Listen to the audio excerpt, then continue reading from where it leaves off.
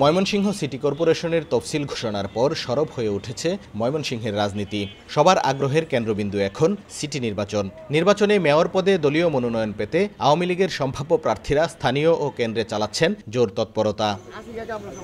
মনোনয়নের লড়াইয়ে আছেন সাবেক পৌর মেয়র ও সিটি কর্পোরেশনের প্রশাসক ইকরামুল হক টিটু, মহানগর আওয়ামী লীগের সভাপতি এহতেশামুল আলম ও সাধারণ সম্পাদক মহিতুর রহমান শান্ত।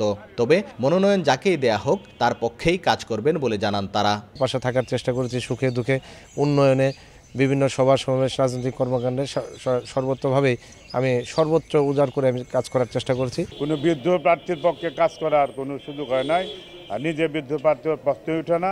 আমি বঙ্গবন্ধুর আদর্শের সৈনিক, দল যাকে নমিনেশন দেবে তার পক্ষে আমি সর্বাত্মক কাজ করব। এদিকে সিটি কর্পোরেশন নির্বাচন নিয়ে নীরব বিএনপি তাকিয়ে আছে কেন্দ্রের দিকে। আর একাধিক প্রার্থী নির্বাচনে অংশ নিতে আগ্রহী বলে জানান জাতীয় পার্টির নেতারা। আমি বিশ্বাস করি, আমার দল বিশ্বাস করে যে এই বর্তমান সরকারের অধীনে কোনো নির্বাচন সুষ্ঠু হবে না।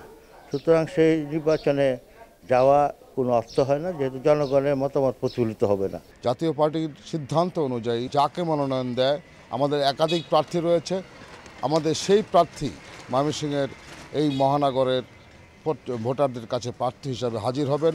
নতুন সিটি কর্পোরেশনের প্রথম নির্বাচনে সব দলের অংশগ্রহণ চান ভোটাররা। 5টি বছর যাকে কাছে পাবে এমন নেতৃত্বকেই আমরা সিটি কর্পোরেশনবাসী, এলাকাবাসী চাই। যেহেতু এটা প্রথম নির্বাচন, এখানে পরিচ্ছন্ন লোকগুলা নমিনেশন পাক এবং পরিচ্ছন্ন লোকগুলাই যেন আসে। নির্বাচনটা শান্তি শৃঙ্খলভাবে চাই, আমরা সবাই যাতে ভোট দিতে পারি।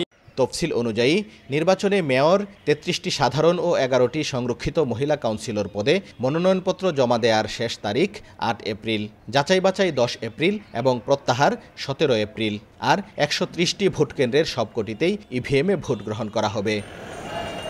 হারুনুর রশিদ, সময় সংবাদ, ময়মনসিংহ।